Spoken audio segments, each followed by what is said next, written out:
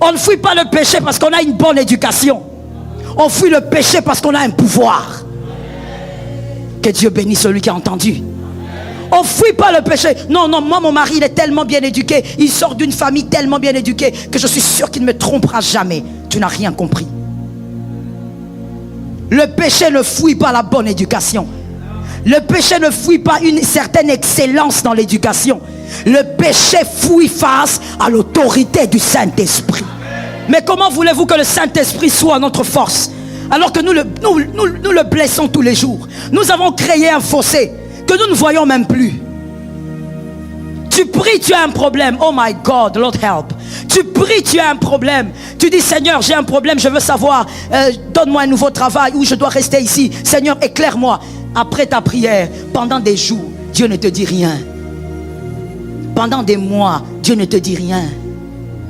Et tu es consolé par les prédicateurs qui te disent, tu sais, Dieu aussi peut se taire, c'est pas grave. Le Saint-Esprit, il est un ami. La Bible l'appelle ton ami. Il est censé t'orienter. Il est censé te parler. Mais pourquoi toi, il t'oriente jamais? Il faut toujours que tu attires 50, 60 prophètes dans ta maison pour avoir une orientation. Tu es dans quelle alliance? Dans la nouvelle ou dans l'ancienne alliance? Tu es dans quelle alliance?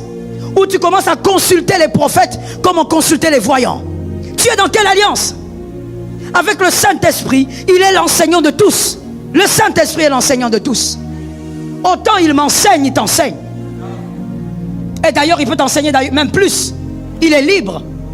Il n'est pas dit quelque part dans la parole que parce qu'on a un titre de pasteur, que le Saint-Esprit doit enseigner plus que les autres.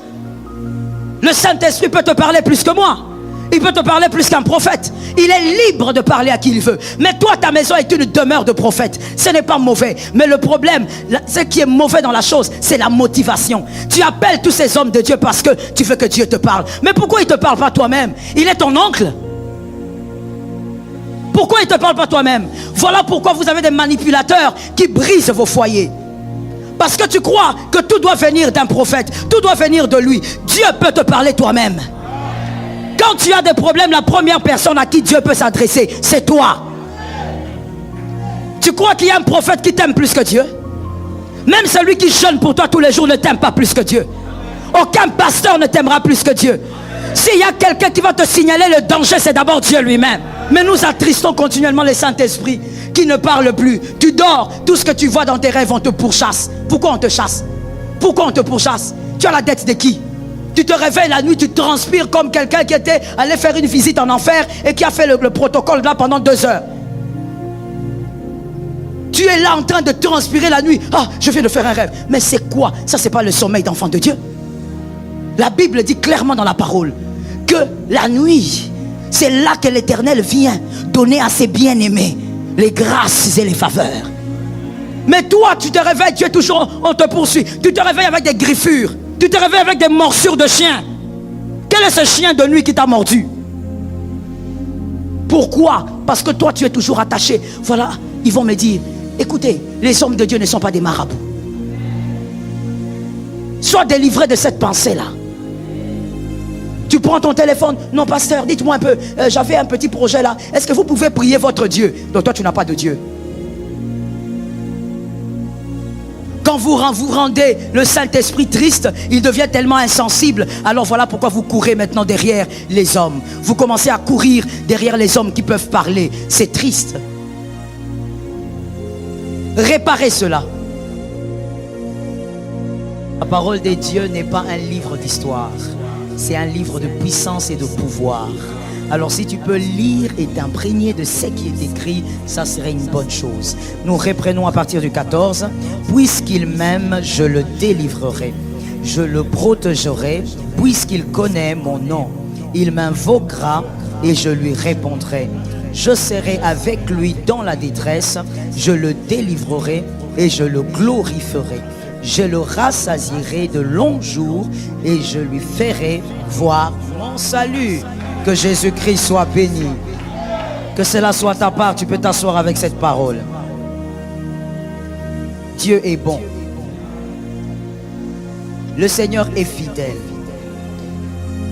Dans cette partie, nous voyons qu'il s'agit d'amour.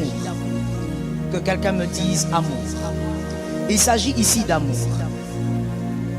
La parole commence par dire, Dieu commence par dire, s'il m'aime, il s'agit d'amour. Et j'aime ce qui est dit dans la version parole de vie. On dit à la place de s'il m'aime, s'il s'attache à moi. Parce qu'au fait, l'amour, c'est s'attacher. L'amour, c'est s'attacher à quelqu'un.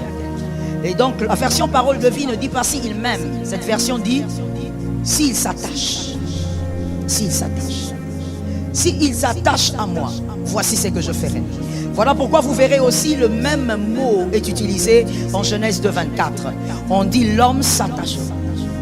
On ne dit pas l'homme aimera, mais plutôt il s'attachera. Mais lorsque nous allons dans les textes originaux en hébreu, nous voyons que c'est le même mot utilisé pour l'homme s'attachera qu'on utilise aussi dans les psaumes exactement à ce verset. Pour dire qu'on parle d'un amour profond. Il n'y a pas d'amour sans attachement. Que Jésus vous bénisse. Il n'y a pas d'amour sans attachement. Pour qu'il y ait amour, il doit avoir attachement. Il faut apprendre à aimer Dieu, à s'attacher à Dieu. Donc, ici, je veux plus utiliser le mot s'attacher. Il faut apprendre à s'attacher à Dieu. Parce que s'attacher à Dieu, c'est aimer ce qu'il aime, c'est vivre comme il le veut, c'est être lié à lui et lui est lié à vous. Est-ce que quelqu'un m'entend? Vous êtes lié à Dieu et lui est lié à vous. Vous êtes concerné par les choses de Dieu et lui, il est concerné par votre vie. Aimer Dieu, s'attacher à Dieu n'est pas une affaire des paroles, c'est une affaire d'action. Quand vous dites j'aime, c'est très bien de le dire, mais c'est mieux d'agir comme une personne qui aime. Et agir comme une personne qui aime, c'est s'attacher. Lorsqu'on s'attache, on manifeste l'amour. Parce que lorsqu'on est attaché, on commence à faire les choses selon le cœur de celui qu'on aime. Qui est cet homme qui aime sa femme, qui va commencer à faire les choses pour blesser sa femme continuellement? Lorsqu'on aime sa femme, on est attaché à sa femme, on fait des choses pour plaire à sa femme. Lorsqu'on aime son mari, on fait des choses pour plaire à son mari. On ne peut pas dire, moi j'aime mon mari, mais à longueur de journée, vous faites des choses qui blessent. Lorsque vous dites que vous aimez Dieu, vous êtes attaché à Dieu, alors faites des choses qui plaisent à Dieu. Écoutez, aimer Dieu, c'est merveilleux parce que Dieu voudrait absolument que vous puissiez l'aimer. S'il y a quelqu'un qui recherche votre amour, c'est d'abord Dieu. Dieu recherche cet amour. Pourquoi? Parce que c'est dans votre intérêt. Que quelqu'un me dise, c'est dans mon intérêt. C'est dans mon intérêt. Si Dieu veut que vous puissiez l'aimer, c'est dans votre intérêt. Parce que Dieu, différemment de l'homme, vous savez, quand un être humain veut être aimé, c'est d'abord pour lui. Il en a besoin. C'est comme ça que quand un homme ou une femme dans le mariage ne ressent plus de l'amour venant de l'autre, il se plaint. Parce qu'au fait, nous, en tant qu'êtres humains, nous aimons être aimés à cause de nous-mêmes, pour nous-mêmes. Nous en avons besoin. Mais Dieu, lui, veut que tu l'aimes pour toi. C'est pour toi que tu dois aimer Dieu. Si tu aimes Dieu, c'est toi qui guéris de certaines blessures. Si tu aimes Dieu, c'est toi qui guéris de certaines maladies. Si tu aimes Dieu, tu apprends à aimer de manière merveilleuse par rapport à ce qu'on voit sur la terre. Si tu aimes Dieu, c'est toi le plus grand bénéficiaire. Est-ce que quelqu'un m'entend? Un Dieu est mort pour toi afin que toi tu bénéficies d'un amour extraordinaire. Parce que de toutes les manières, lui, il t'a aimé avant que tu ne le saches. Et cet amour qu'il te donne, il sait très bien que tu ne pourras jamais lui donner un amour aussi parfait que c'est que lui te donne. Il sait que tu vas toujours commencer à lui jouer de tout. Il sait que malgré l'amour qu'il te donne, toi tu seras toujours en train de le décevoir de temps en temps. Dieu sait que tu le décevras. Dieu sait qu'après ce culte, tu vas encore décevoir. Mais il t'aime quand même. Et il ne t'aime pas pour être grand. Dieu ne t'aime pas pour être spécial. Dieu ne t'aime pas pour que son trône puisse rayonner différemment. Il reste Dieu même quand Sodome et Gomorrhe est brûlé. Il reste Dieu même quand des milliers d'hommes sont consumés par le feu. Il n'a pas besoin de ton amour pour être Dieu. Mais toi, tu deviens grand quand tu aimes Dieu. Est-ce que quelqu'un m'entend? Je ne parle pas d'abord d'une grandeur physique, matérielle. Je ne parle pas d'abord d'aller de l'avant et tout ce que tu aimes. Je te parle d'abord d'une grandeur d'âme. Tu deviens grand. Parce que celui qui aime Dieu est patient. Celui qui aime Dieu sait pardonner. Celui qui aime Dieu est tolérant. Celui qui aime Dieu est loin du péché. Et celui-là donc il est grand. Tu deviens grand quand tu aimes Dieu. Dieu veut que tu l'aimes pour toi. Il veut que tu sortes de la petitesse et que tu deviennes grand. Il veut que tu sortes de la médiocrité, de la vaine manière de vivre de tes pères et que tu deviennes grand. En aimant Dieu, tu vas sortir de la vaine manière de vivre de tes pères. Non, dans notre coutume, on ne fait pas ceci. Non, si je fais ceci, je veux perdre un enfant. Oh mon Dieu, être lié à ce niveau, quelle souffrance. Mais Dieu veut que tu l'aimes pour que tu sois délivré de toutes ces choses. En aimant Dieu, tu es libéré de toutes ces choses. Il n'y a rien qui peut te réclamer jusqu'à te détruire. Aucune coutume ne peut vouloir s'imposer dans ta vie tant que c'est Dieu que tu as choisi. En fait, Dieu veut que tu l'aimes pour que tu deviennes grand. Que quelqu'un dise à son âme, Dieu m'aime pour que je devienne grand. Est-ce que tu l'as dit avec ton âme? Dieu veut que tu l'aimes parce qu'il veut te voir dans la grandeur. Il veut faire de toi un homme différent que celui du jardin d'Éden. Voilà pourquoi le second Adam est venu. Et le second Adam n'a pas voulu que tu sois appelé son fils. Tu es fils de Dieu, tu n'es pas fils de Jésus. Tu es frère de Jésus. Jésus a fait de toi son frère, son co-héritier. Pourquoi? Il veut que tu sois avec lui, que ce qui est à lui soit à toi. Il veut que tu sois grand. Mais le prix de cette grandeur, c'est l'attachement. Le prix de cette grandeur, c'est l'amour véritable. Aimer Dieu, ce n'est pas venir à l'église le dimanche, être très bien habillé. Aimer Dieu, ce n'est pas le fait de donner des offrandes et des dîmes. Aimer Dieu, c'est faire exactement la volonté parfaite de Dieu.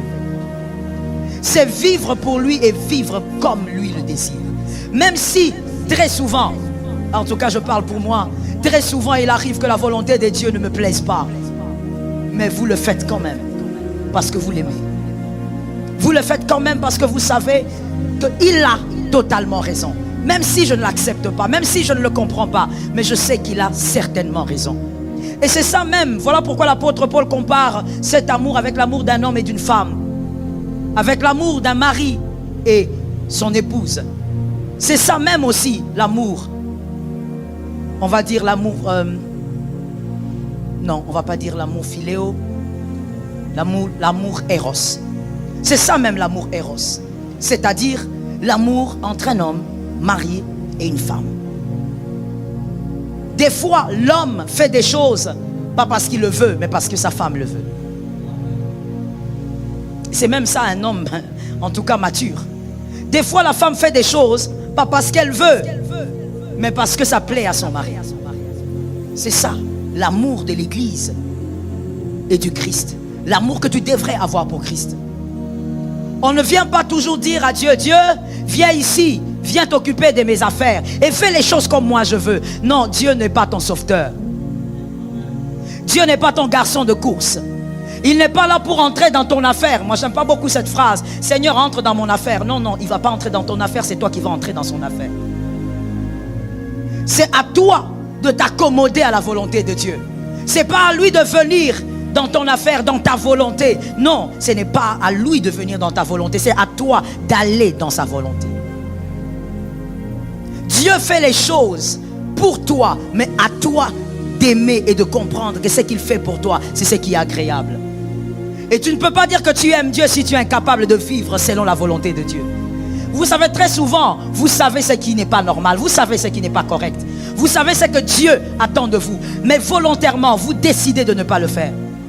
Mais en même temps, vous dites, j'aime Dieu, Dieu sait que je l'aime. Mon frère, l'amour ne passe pas seulement par les phrases. L'amour, c'est comme la foi, ça se démontre. L'amour ne se cache pas dans le cœur, comme la majorité d'hommes congolais aiment dire. Non, maman, elle sait que je l'aime. Au fond de moi, elle sait que je l'aime. Si je ne l'aimais pas, je n'allais pas rester avec elle dans la même maison. L'amour ne se dit pas, l'amour se démontre. L'amour se prouve. Prouvez que vous aimez Dieu. Vivez dans la volonté de Dieu même quand ça fait mal. Acceptez de fonctionner selon le plan de Dieu. Entrez dans la volonté de Dieu. Entrez dans le business de Dieu. Faites les choses selon le cœur de Dieu. Que le Seigneur nous aide. Voilà pourquoi Ephésiens 4:30 dit: n'attristez pas le Saint-Esprit.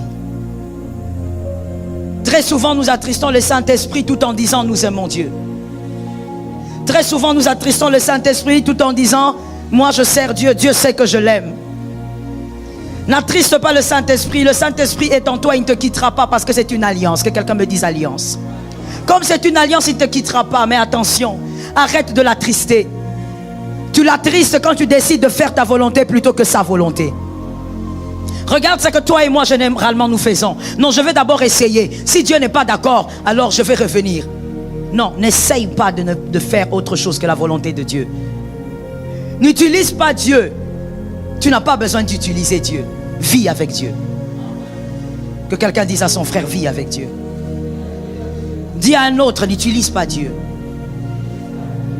Tu dois vivre avec Dieu. Arrête de l'utiliser. Arrête de dire, je veux essayer. Si Dieu n'est pas dedans, Dieu va faire quelque chose. Je veux essayer, je veux tenter. Tu connais la volonté de Dieu. Vous savez, moi j'ai compris ça, que des fois même sans les prophéties, sans les songes, très souvent, les enfants de Dieu savent, au fond d'eux, ils sentent certaines convictions. Ils savent ce que Dieu attend d'eux, mais ils refusent. N'attristez pas le Saint-Esprit, pourquoi? Parce que, écoutez, que ce soit avec le Saint-Esprit, ou que ce soit dans toute autre relation, quand il y a trop de blessures, on finit par créer un fossé. Et ce fossé devient compliqué à couvrir. Les blessures emmagasinées créent un fossé. Un fossé entre deux personnes. Le Saint-Esprit, la Bible l'appelle aussi une personne. Lorsque vous l'attristez, vous créez un fossé entre lui et vous. Le Saint-Esprit sera en train de parler dans un culte. Vous, le Saint-Esprit ne vous dit rien. Il ne vous parle plus. Le Saint-Esprit va visiter le peuple dans un culte. Vous n'êtes pas visité. Pourquoi? Parce que vous l'avez tellement attristé que vous avez créé un fossé. Le Saint-Esprit arrive à délivrer certains par des paroles de connaissance, par des prophéties. Mais vous, non, non, non, c'est jamais vous. Pourquoi? Parce que vous avez attristé tellement de fois le Saint-Esprit. Écoutez, arrêtons un peu de croire que le sang de Jésus est une poubelle. Le sang de Jésus n'est pas une poubelle. Lève ta main droite et dis, Seigneur, aide-moi à comprendre ces choses. Le sang de Jésus vous purifie, mais le sang de Jésus n'est pas une poubelle. C'est-à-dire, vous ne devez pas volontairement décider de vivre dans votre vie sale, dans votre vie de désobéissance, de péché, et dire, je connais, je sais où est-ce que j'irai me nettoyer. Attention, la repentance n'est pas un bain. La repentance, lorsque le Seigneur demande la repentance après le mal, ce n'est pas un bain qu'on prend, vous allez vous lavez encore et encore. Attention. Premièrement, le diable risque un jour de vous avoir. Deuxièmement, vous risquez d'être surpris. Le Saint-Esprit ne s'adresse plus à vous, mais il est avec vous. Les autres ont des révélations merveilleuses. Ils célèbrent Dieu dans le culte. Vous êtes même, moi j'ai déjà vu ça, vous savez. Des gens pendant le culte, ils sont étonnés. Ils sont là en train de regarder les autres. Quand les autres chantent, ils pleurent dans la présence de Dieu. Tu vois quelqu'un à côté en train de regarder. Il regarde comme regardant un film. Il se pose au fait la question, il pleure quoi? Qu'est-ce qu'on a dit pour qu'il pleure? Quelle chanson on a chanté pour qu'il pleure? Le problème avec toi, c'est que entre toi et le Saint-Esprit, il y a un fossé. Tu as tellement attristé le Saint-Esprit que même les émotions qu'il communique dans un culte, toi tu les sens plus. Tu sens rien. Et des fois même tu te dis, mais moi je sais pas, les gens sont trop sensibles. Non mon frère, c'est toi qui es insensible et c'est toi qui as blessé le Saint-Esprit. Non, pourquoi les gens tombent tout le temps? Mon frère, le problème avec toi, c'est que tu es tellement loin que tu ne ressens plus rien. Quand les autres sentent un amour tellement profond qu'ils manquent même des mots dans la présence de Dieu, leur silence adore Jésus. Toi tu commences à regarder comme si tu regardais du théâtre. Tu te demandes, mais qu'est-ce qui se passe? Qu'est-ce qu'il ressent? Pourquoi? Il y a un fossé. Tu as créé le fossé, pourquoi? Parce que tu attristes continuellement le Saint-Esprit. On t'a mal prêché, malheureusement. On t'a dit que peu importe ce que tu vas faire, tu vas revenir. Il y a toujours le chemin de retour. J'ai l'habitude de dire, en donnant ces témoins bibliques, le fils prodigue, un très bel exemple donné par Jésus lui-même. Il est revenu, le Père l'a embrassé. D'ailleurs, on va le voir tout à l'heure. Le Père l'a embrassé. Le Père a dit, je suis fier de toi. Tu es revenu. Le Père l'attendait tous les jours. Il est revenu même bredouille, l'héritage il a tout dissipé, mais le père a dit au fils aîné, le fils aîné qui se plaignait, le père lui a dit, pourquoi tu te plains? Parce que ton frère est revenu, parce que j'ai organisé une fête, mais tu oublies mon fils, tout ce qui est à moi est à toi. C'est-à-dire le père est en train de coder l'aîné pour lui dire: pourquoi tu es en train de te plaindre pour la fête de ton petit? Il est revenu mais il n'a plus d'héritage. Le père l'a dit très clairement à son fils aîné. Il est revenu, je l'ai pardonné. Je l'ai pardonné parce que je l'attendais. Mais il n'a plus d'héritage. Voilà pourquoi dans l'église du Seigneur, nous avons beaucoup de repentants sans cabote. Tu n'as plus d'héritage. Parce que tu as joué avec le sang de Jésus. Tu as joué avec le principe de la repentance. Tu crois que le sang de Jésus est la piscine de votre oncle, où tu vas faire ce que tu veux, tu reviens. Jésus est fidèle. Oui, il est fidèle. Tu seras pardonné. Tu vas même entrer au ciel. Mais sur la terre, tu n'auras pas d'héritage. Tu seras un Ichabod. Tu imposes la main même à ton propre enfant qui a la fièvre. La fièvre te dit: je ne pars pas. Parce que tu es un Ichabod. Il n'y a pas d'héritage pour toi. Il ne faut pas croire que quand on est le fils prodigue, on n'a que les embrassades d'un père. On n'a plus d'héritage. Mais ça, on ne nous a pas prêché. Cette partie de l'évangile, on ne nous a pas dit. On nous a dit seulement: vas-y, pêche tout le temps et reviens. Jésus sera toujours là. Voilà pourquoi même au ciel, je le vous l'ai dit la fois dernière, nous aurons des récompenses. La Bible dit: il y aura le trône blanc. Nous serons récompensés devant le trône blanc. On va appeler chacun un à un. Je ne sais si on t'appellera par ton prénom. Ça, c'est seul Dieu qui sait. La Bible ne nous révèle pas. Mais en tout cas, on viendra un à un et on dira: tu as été fidèle. Non seulement tu m'as aimé, mais voici ce que tu as fait pour moi. Regarde les âmes que tu as gagnées. Voici ta récompense. Mais il y a des gens, on va t'appeler, on te regarde, on dit: tu étais qui? Tu étais au service d'accueil dans quelle église? À l'Aïna, ma campagne. Et tu crois que je vais te récompenser parce que tu étais au service d'accueil? Dieu ne récompense pas l'activisme. Dieu récompense les services qui sortent du cœur. Tu es au service d'accueil à l'église, alors que pour venir prier, il faut qu'on t'appelle. Viens prier. Et tu dis: je sers Dieu. Non, tu ne sers pas Dieu. Tu veux plaire aux hommes. On ne peut pas dire qu'on aime Dieu alors qu'on continue de plaire aux hommes alors qu'à Dieu. Tout ce qu'on doit faire doit être pour Dieu. L'attachement à Dieu, aimer Dieu, faire ce qu'il veut, vivre pour lui, vivre comme il veut. Chaque jour, tu devrais, avant de le coucher, te mettre à genoux et dire: Seigneur, aide-moi à t'aimer. Je ne t'aime pas encore assez. Apprends-moi à t'aimer. Est-ce que quelqu'un me capte? Nous sommes devenus insensibles dans la présence de Dieu.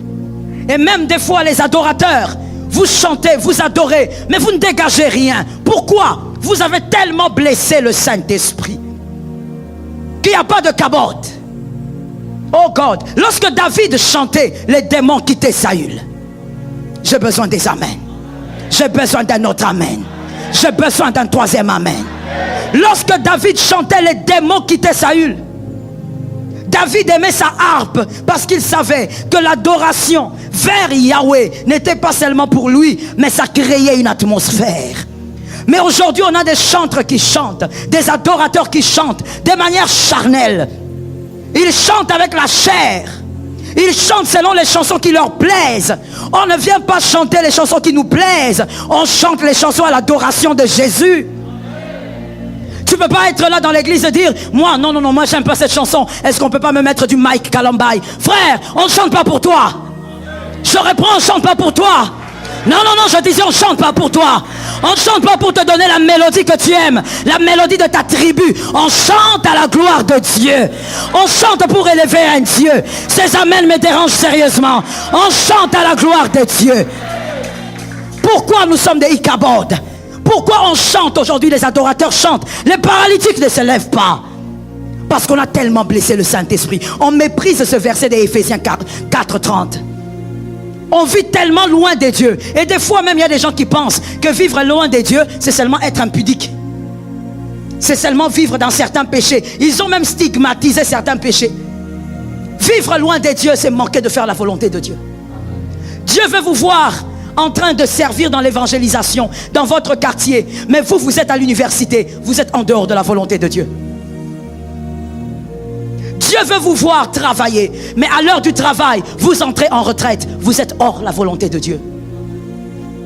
La volonté de Dieu, ce n'est pas d'abord fuir le péché, c'est faire exactement ce qu'il désire pour vous. Une très grande insensibilité spirituelle et que nous avons tellement nourri qu'aujourd'hui nous trouvons normal. Vous voyez dans les cultes du Seigneur, oh, il y a quelque chose que moi j'aime. Ben, je me donne la liberté de le dire. J'aime l'attitude des branhamistes dans leur culte. Ils ont une attitude dans leur culte où quand vous entrez, vous vous dites, ces gens sont venus chercher quelqu'un. Ils ne sont pas venus chercher un homme, ils sont venus chercher quelqu'un. Contrairement à nous, les évangéliques, nous aimons tellement la liberté que même dans nos cultes, nous sommes distraits au début. Comment pouvez-vous adorer Jésus pendant que tu adores, mais tu es là en train de regarder, tu lances le regard à gauche, à droite, tu cherches qui? Regardez jusqu'à quel point nous avons normalisé notre insensibilité. Et nous ne réalisons même pas que c'est attaché à la chair. Que quelqu'un me dise la chair. C'est attaché à la chair.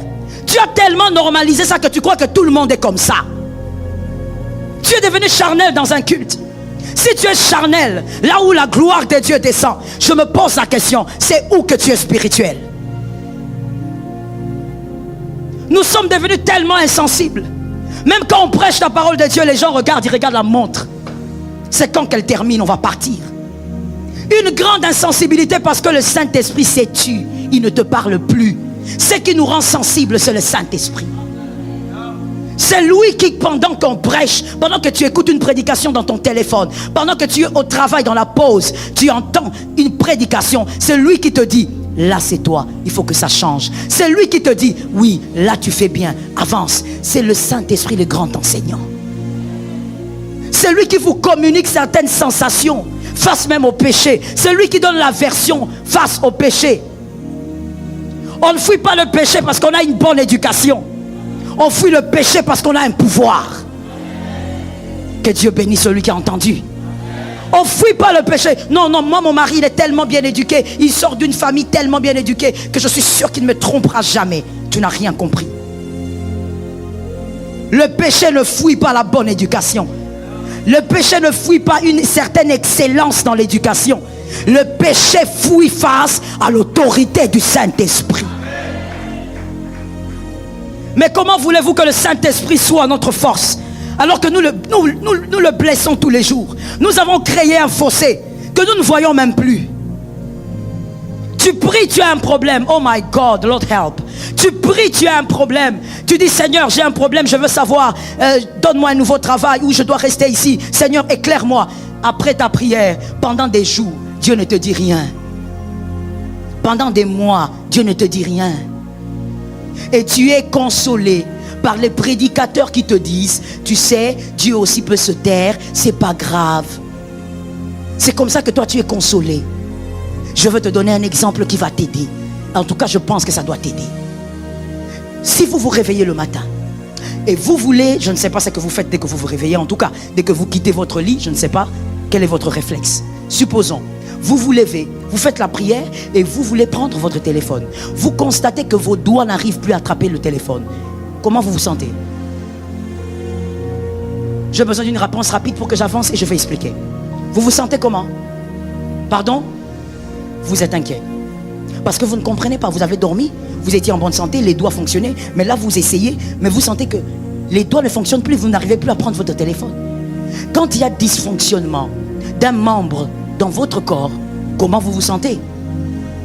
Vous vous sentez mal et vous commencez à vous inquiéter.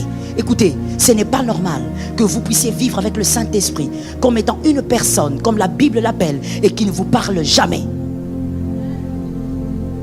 Arrêtez avec ces prédications-là, où on vous dit, même si tu es calme, c'est pas grave, il est là. Oui, on sait qu'il est là. Mais écoutez, la Bible ne dit pas que le Saint-Esprit est une eau douce. La Bible dit c'est un enseignant. C'est-à-dire son travail c'est de parler. Son travail c'est de parler. Il peut te parler à n'importe quel moment. Même pendant que tu attends un taxi, il peut te dire quitte ici, ne reste pas là. Le Saint-Esprit, il est un ami. La Bible l'appelle ton ami. Il est censé t'orienter. Il est censé te parler. Mais pourquoi toi, il ne t'oriente jamais? Il faut toujours que tu attires 50, 60 prophètes dans ta maison pour avoir une orientation. Tu es dans quelle alliance? Dans la nouvelle ou dans l'ancienne alliance? Tu es dans quelle alliance? Où tu commences à consulter les prophètes comme on consultait les voyants. Tu es dans quelle alliance? Avec le Saint-Esprit, il est l'enseignant de tous. J'ai besoin des amens. Non, le démon qui te tourmente va te laisser dire un amen. Le Saint-Esprit est l'enseignant de tous. Autant il m'enseigne, il t'enseigne. Et d'ailleurs, il peut t'enseigner même plus. Il est libre. Il n'est pas dit quelque part dans la parole que parce qu'on a un titre de pasteur, que le Saint-Esprit doit enseigner plus que les autres. Le Saint-Esprit peut te parler plus que moi. Il peut te parler plus qu'un prophète. Il est libre de parler à qui il veut. Mais toi, ta maison est une demeure de prophète. Ce n'est pas mauvais. Mais le problème, ce qui est mauvais dans la chose, c'est la motivation. Tu appelles tous ces hommes de Dieu parce que tu veux que Dieu te parle. Mais pourquoi il ne te parle pas toi-même? Il est ton oncle. Pourquoi il ne te parle pas toi-même? Voilà pourquoi vous avez des manipulateurs qui brisent vos foyers. Parce que tu crois que tout doit venir d'un prophète. Tout doit venir de lui. Dieu peut te parler toi-même. Quand tu as des problèmes, la première personne à qui Dieu peut s'adresser, c'est toi. Tu crois qu'il y a un prophète qui t'aime plus que Dieu? Même celui qui jeûne pour toi tous les jours ne t'aime pas plus que Dieu. Aucun pasteur ne t'aimera plus que Dieu. S'il y a quelqu'un qui va te signaler le danger, c'est d'abord Dieu lui-même. Mais nous attristons continuellement les Saint-Esprit qui ne parlent plus. Tu dors, tout ce que tu vois dans tes rêves, on te pourchasse. Pourquoi on te chasse? Pourquoi on te pourchasse? Tu as la dette de qui? Tu te réveilles la nuit, tu transpires comme quelqu'un qui était allé faire une visite en enfer et qui a fait le protocole là pendant 2 heures. Tu es là en train de transpirer la nuit. Ah, je viens de faire un rêve. Mais c'est quoi? Ça, c'est pas le sommeil d'enfant de Dieu. La Bible dit clairement dans la parole que la nuit, c'est là que l'Éternel vient donner à ses bien-aimés les grâces et les faveurs. Mais toi, tu te réveilles, tu es toujours, on te poursuit. Tu te réveilles avec des griffures. Tu te réveilles avec des morsures de chien. Quel est ce chien de nuit qui t'a mordu? Pourquoi? Parce que toi, tu es toujours attaché. Voilà, ils vont me dire, écoutez, les hommes de Dieu ne sont pas des marabouts. Sois délivré de cette pensée-là. Tu prends ton téléphone. Non, pasteur, dites-moi un peu, j'avais un petit projet là. Est-ce que vous pouvez prier votre Dieu? Donc toi, tu n'as pas de Dieu. Quand vous rendez le Saint-Esprit triste, il devient tellement insensible. Alors voilà pourquoi vous courez maintenant derrière les hommes. Vous commencez à courir derrière les hommes qui peuvent parler. C'est triste. Réparez cela. Écoutez-moi très bien. Dans l'attachement avec Dieu, dans l'amour avec Dieu, même lorsqu'on offense le Seigneur, on offense le Saint-Esprit, il ne suffit pas de demander pardon. Le pardon est une bonne chose, est un pouvoir, est une puissance. Mais écoutez, le pardon sans réparation, est une fabulation. Vous vous êtes trompé vous-même. Le pardon sans réparation est une fabulation. Vous devez réparer. C'est ce que beaucoup de gens aussi ne comprennent pas, même dans les relations humaines. Non, j'ai demandé pardon. J'ai déjà demandé pardon, non? Vous n'avez pas entendu? On demande pardon, mais il faut la réparation. Répare ce que tu as détruit. Si tu n'as pas réparé, alors tu es en train de te mentir à toi-même. Voilà là où je voulais te parler maintenant du fils prodigue. Le pardon avec la réparation. Lorsque vous offensez le Saint-Esprit, réparez, demandez pardon, mais réparez. C'est-à-dire, vivez maintenant selon la volonté de Dieu. Luc 15, 20. Luc 15, verset 20. Le fils prodigue est rentré. Il est rentré après avoir joué avec l'héritage. Mais quand il rentre, la Bible dit que son père l'attendait déjà à la porte. Son père l'embrasse. Et là, nous voyons l'expression d'un pardon déjà donné. Le père donne déjà un pardon à un fils qui s'humilie devant lui. Et après cela, c'est l'après qui m'intéresse. La Bible dit que le père a demandé qu'on amène à son fils la plus belle robe. Le père n'a pas dit au fils, j'aimerais vraiment que tu m'écoutes. Je pourrais même d'ailleurs m'arrêter là. Je pense que ce qui compte n'est pas de te donner une longue prédication. Ce qui compte, c'est que tu comprennes. Le fils est arrivé, il embrasse son père. Le pardon est donné, le pardon est reçu. Mais regardez la réparation. Parce que j'ai dit, sans réparation, tu es en train de perdre ton temps. Le père a dit, amenez à mon fils la plus belle des robes. Le père n'a pas dit à son fils, choisis une belle robe et tu vas porter. Non. Cette fois-ci, mon fils, tu fais les choses à ma manière. C'est ça la réparation. Vous commencez à faire les choses selon le cœur du Père. Le Père a dit, amenez-lui la plus belle robe. En d'autres termes, plus belle selon qui? Selon le Père. Fais maintenant les choses selon moi, mon fils. Tu es revenu, je t'ai accordé le pardon, mais tu dois réparer. Commence à vivre maintenant selon mon plaisir. On a pris la plus belle robe selon le Père et on a revêtu le Fils. Tu dois réparer lorsque tu offenses, même après le pardon. Laisse-moi parler un peu dans le domaine social. Lorsque vous avez des amis, vous avez un frère, il y a eu des problèmes, le pardon vient. C'est une très bonne chose, mais réparez aussi. Arrangez-vous pour faire des choses qui peuvent guérir ce cœur blessé. Et souvent dans le mariage, on oublie ça.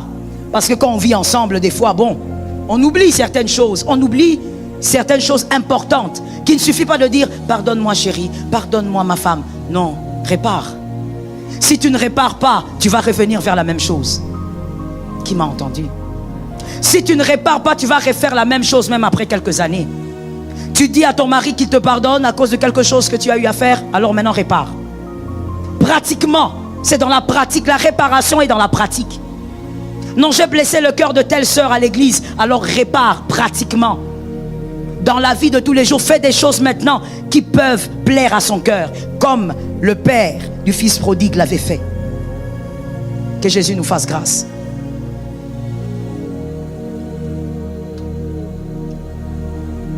Et vous verrez que dans le verset que nous avons lu, 14 jusqu'à 7,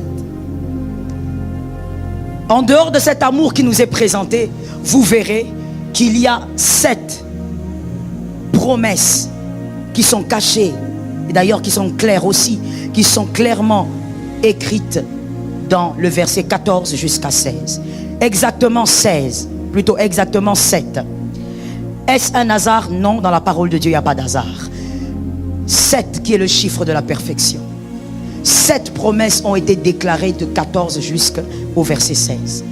Le chiffre de la perfection selon Dieu. Et donc, si vous arrivez à vous attacher à Dieu comme le Seigneur le veut, les 7 promesses vont demeurer sur vos têtes.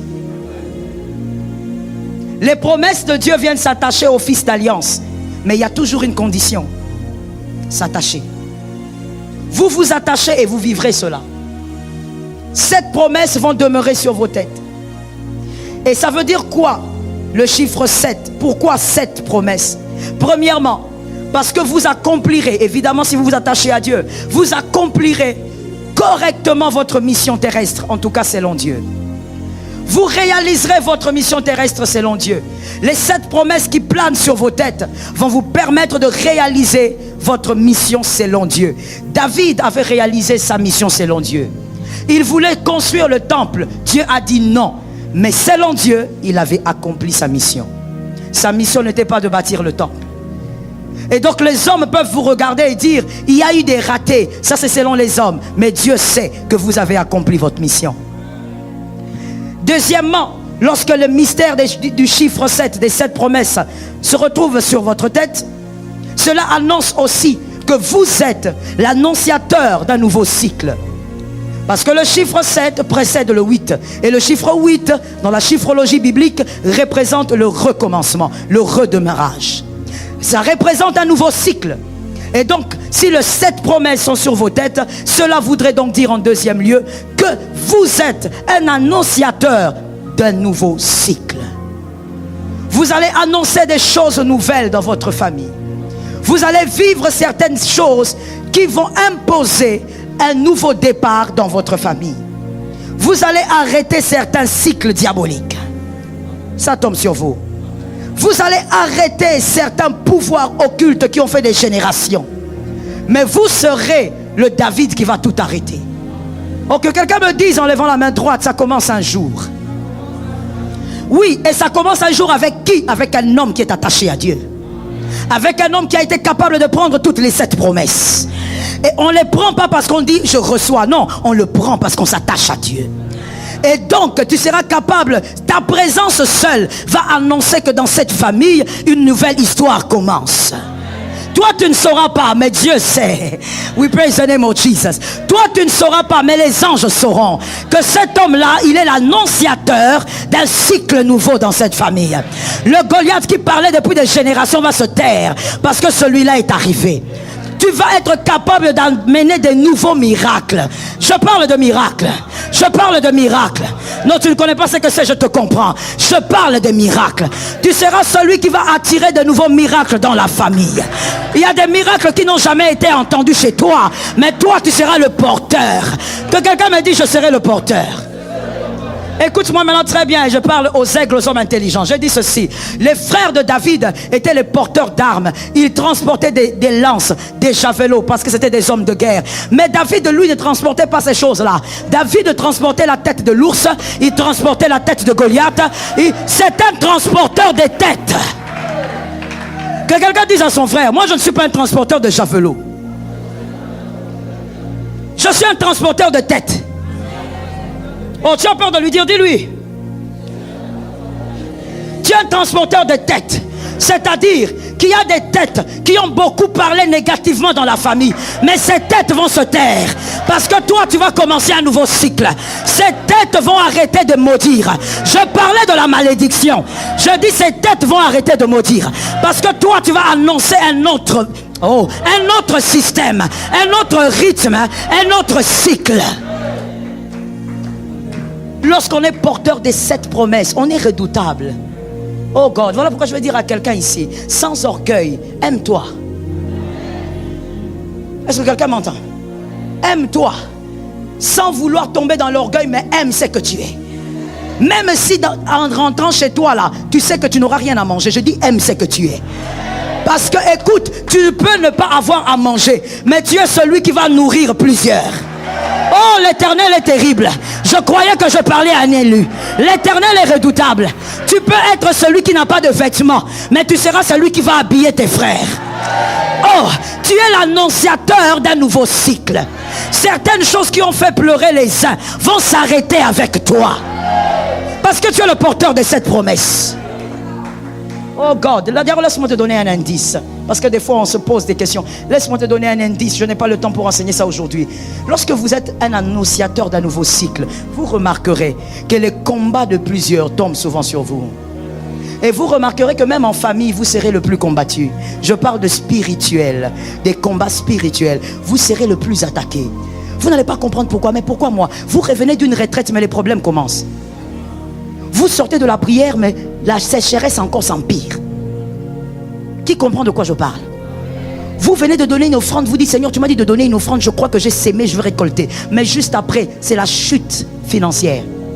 Des fois même, tu entres en retraite, on te vole. Donc tu ne comprends pas, le voleur est passé par où? Moi je suis entré en prière. Seigneur, il y a même d'autres qui disent: Seigneur, tu étais où? Tu n'as pas aimé la retraite? Comment est-ce que moi je suis en retraite? Toi tu permets qu'un voleur, Seigneur, voleur. Non, tu ne comprends pas. Tu n'as pas encore compris. Goliath doit parler. Goliath doit s'exprimer. Pour que la tête soit coupée, il doit parler. Lorsqu'on est un annonciateur d'un nouveau cycle, il y a des choses étranges qui vous arrivent. Les choses qui n'arrivent pas à vos frères, mais ça arrive à vous. Des souffrances qui n'arrivent pas à vos frères, mais ça arrive à vous. Parce que vous avez la capacité d'endosser, de garder la foi, de supporter, de garder la foi, de pleurer, de garder la foi. Malgré que tout ne marche pas, vous garderez. Dieu sait que vous en êtes capable. Mon frère, laisse-moi te dire, on n'est pas pareil. On n'est pas pareil. Et ce n'est pas une question de titre. C'est une question d'identité spirituelle. Il y a des personnes dans votre famille que Dieu ne peut pas permettre qu'il manque de tout. Le jour où il manque de tout, il va dans le monde. Le même jour là, il rentre. Il n'a pas besoin de beaucoup souffrir. Dieu ne peut pas permettre que certaines personnes dans votre famille manquent de ce que vous manquez. Dieu sait que vous garderez la foi. Dieu connaît David.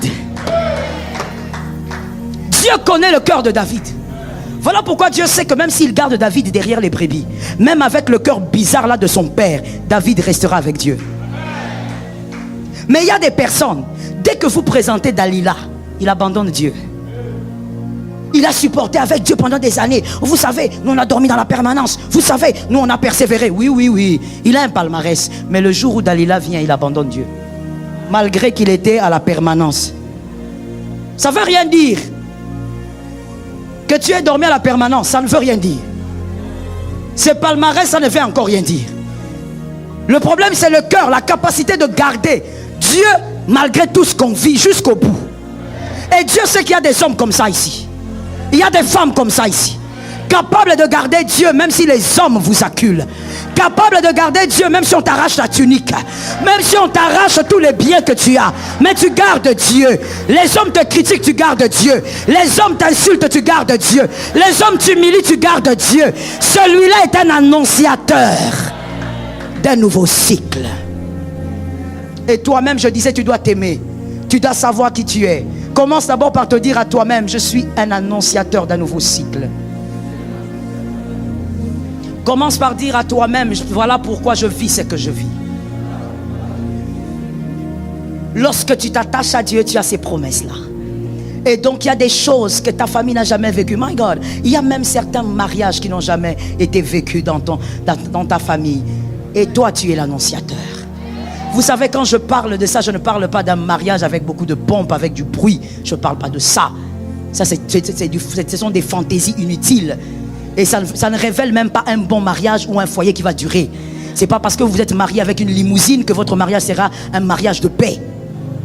La paix ne dépend pas de ça. La tranquillité, la longévité d'un mariage ne dépend pas de ça. Moi, quand je parle d'un mariage extraordinaire, je parle d'un mariage qui vit un témoignage profond et qui édifie beaucoup. Un mariage qui vit profondément une paix, une amitié, une complicité véritable, sans hypocrisie devant les hommes. Et des choses comme ça, bien aimé, c'est rare dans toutes les familles, peu importe la race. Pourquoi? Parce que le diable déteste le mariage. Mais toi, si c'est toi, c'est ça maintenant la question. Si vraiment c'est toi, tu seras l'annonciateur de ce genre de mariage. Est-ce que quelqu'un m'entend? Non, dans la famille, il y a beaucoup de divorces. Ça va s'arrêter chez toi. Tes enfants vont commencer un autre cycle. Ça tombe sur moi-même cette fois.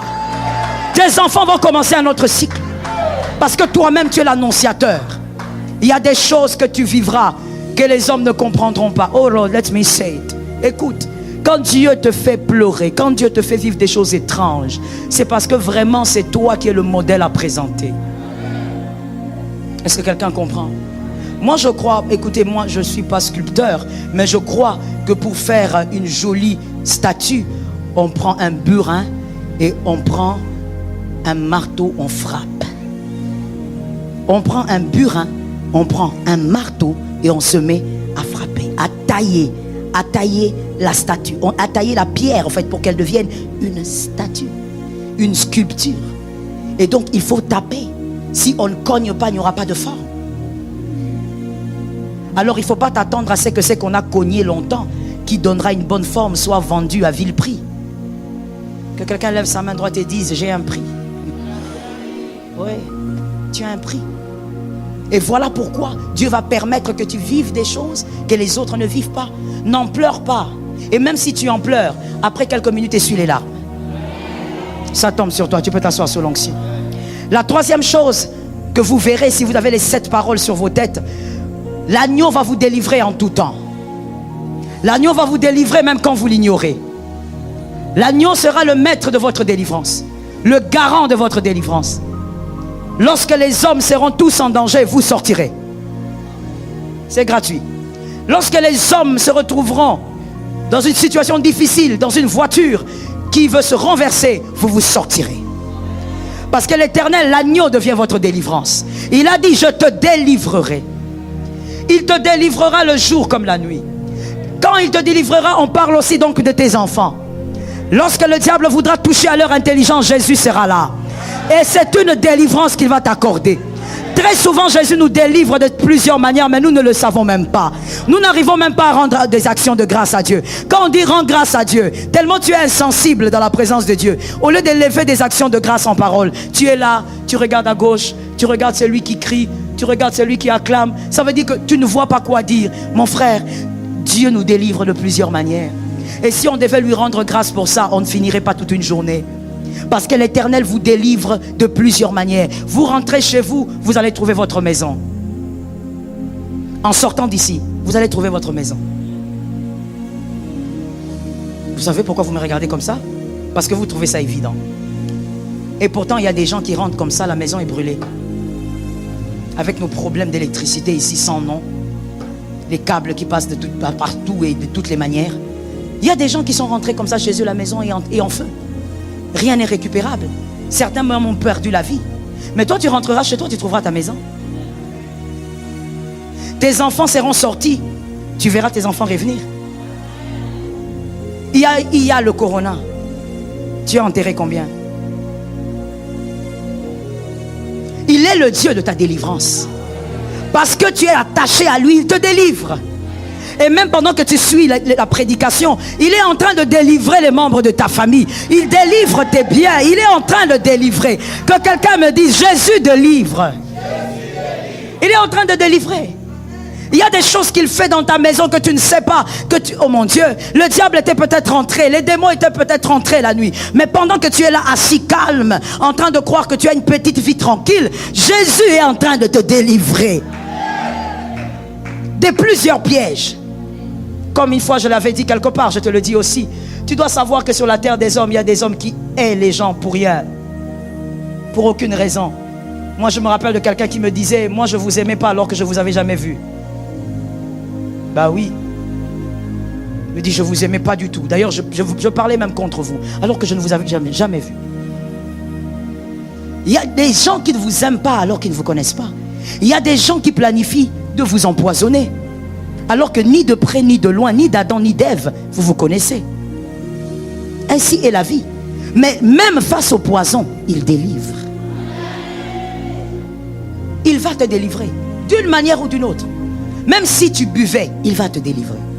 Parce que tu es attaché, le Dieu de notre délivrance. Il est celui qui fera de toi un vin nouveau alors que tu n'es que de l'eau. Oh, just water. Tu n'es que de l'eau. Mais il fera de toi un vin de 30 ans. Les noces de Canaan. Ils boivent, ils disent, oh mon Dieu, pourquoi nous donner un si bon vin après? Et les meilleurs vins, on donne ça au début, pas à la fin. Le meilleur vin, ça, c'est un vin qui a vieilli au moins pendant 30 ans. Le meilleur. Et donc, Jésus a dit, mettez de l'eau, et il a fait vieillir l'eau.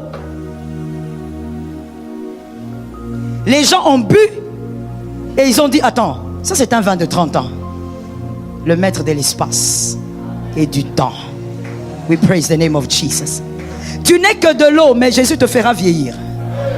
C'est-à-dire à certains endroits, tu vas présenter les choses, on dit, mais attends, tu as combien d'années d'expérience? Non, même pas. Même pas comment? Tu as travaillé où? Je n'ai pas encore travaillé. Tu mens. Oh, je mens pas, je n'ai pas encore travaillé dans ma vie. Non, non, non. Tu parles comme quelqu'un qui a une expertise. Ouais. Tu es un vin que Jésus a fait vieillir.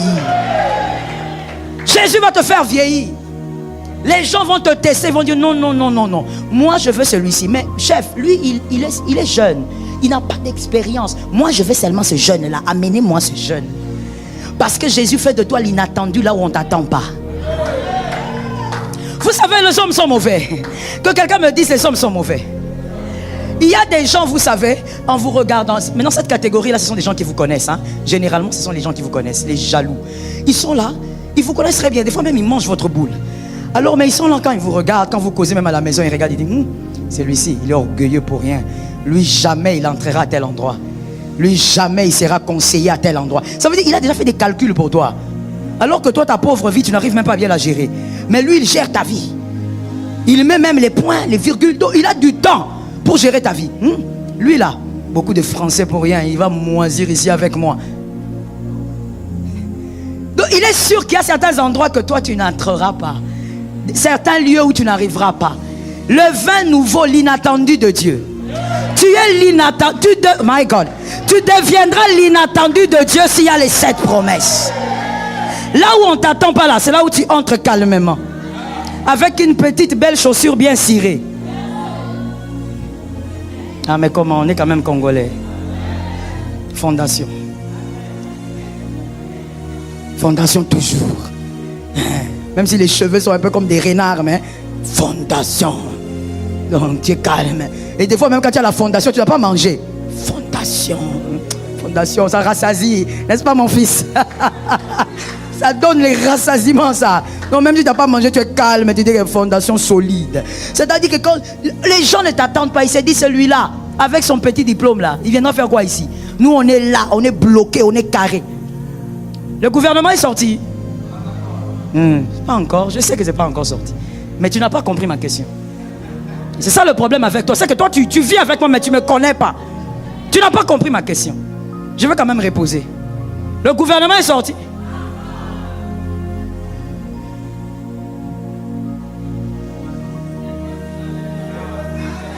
Entre. Les Quinois disent Dosola ou Dousoula. C'est quoi? Hein? Dousola. Il faut faire ce qu'on a dit là. Entre. Tu vois comment tu me regardes? Parce que même toi, tu ne crois pas que Jésus peut faire de toi un vin nouveau. Même toi, tu ne crois pas. Tu te dis, je ne suis que de l'eau. Je vais commencer par où? Moi, je ne suis que de l'eau. Tu es l'eau. Mais quand c'est Jésus qui dit, prenez l'eau, cette eau n'est plus l'eau. Tu deviendras un vin vieux. Je dis, entre aussi là-bas. Oh, que les fils de la Enama campagne entrent aussi là-bas. Frère, on ne t'attend pas. Tous savent que toi, tu ne peux pas venir ici. Dis celui-là avec son petit diplôme là. Non, non, non. Nous, on est déjà là. On a déjà carré l'espace. Parce que nous, vous voyez. Frère, même si tu seras le seul qui sera au milieu d'une certaine tribu, mais tu seras là. Ah, j'ai parlé à quelqu'un là. Tu es Joseph, tu seras là. Joseph au milieu des Égyptiens. Tous étaient Égyptiens. Seul Hébreu, mais il était là. Jésus peut te greffer là. Même quand les Égyptiens disent c'est un carré fermé. Ici, il faut parler notre langue. Même si tu ne parles pas cette langue-là, si tu es vraiment un fils de Dieu attaché, tu vas entrer là-bas. C'était une prophétie gratuite. On va te retrouver là. Et quand eux seront en train de parler leur langue, toi, tu ne parles pas. Frère, toi, finalement, tu es d'où? Je suis d'où comment? Je suis congolais. Quelqu'un m'entend bien? De toutes les manières, tu es. Mais ça suffit. Ça suffit. Tu es congolais. Non, mais pourquoi quand nous on parle, toi tu parles pas? Je parle pas parce que j'ai pas envie de parler. Mais je suis là, placé, cimenté, bien greffé par Dieu. Là où personne n'imagine te voir. Mon frère, vous savez les Facebook là, que je parle à mes fils spirituels ici. Les Facebook là risquent de faire piquer des crises à certaines personnes cette année. Il y a des gens qui vont regarder et dire, oh, ça c'est lui, il est à côté de qui? Je dis, il est à côté, Ramamamama, il est à côté de qui? Tu seras là-bas, tu seras posté là-bas. On verra la photo avec cet homme-là. My God, je parle. Quand je parle, les cieux sont ouverts. Je parle. Tu seras à côté de cet homme-là. Tu seras à côté de cette femme-là. Tu seras là avec lui. On verra les photos. Ça ne sera pas du plagiat. On verra les photos. Oh, ça ne sera pas un montage. On verra que c'est toi. Les hommes vont dire à tout le monde, mais pas lui. C'est lui qui est là. Jésus l'a imposé. Jésus l'a placé. Jésus l'a positionné. Jésus te positionne cette fois. Qu'il en soit ainsi, que les cieux m'entendent, que la terre enregistre, que la nature y travaille. Celui qui croit dit Amen.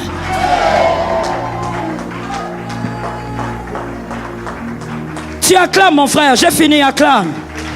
Les distraits ils ont raté, toi tu as pris acclame. Oui, tu acclames ta bénédiction. C'est pour cette année. Tu seras au milieu d'eux. Tu seras là où personne ne t'attend. Même les membres de famille n'attendent pas une chose pareille. Mais Jésus le fera. Parce qu'il est celui qui accompagne les élus. Il accompagne les élus. À cause de cette promesse sur ta tête, Jésus sera avec toi. Merci Jésus.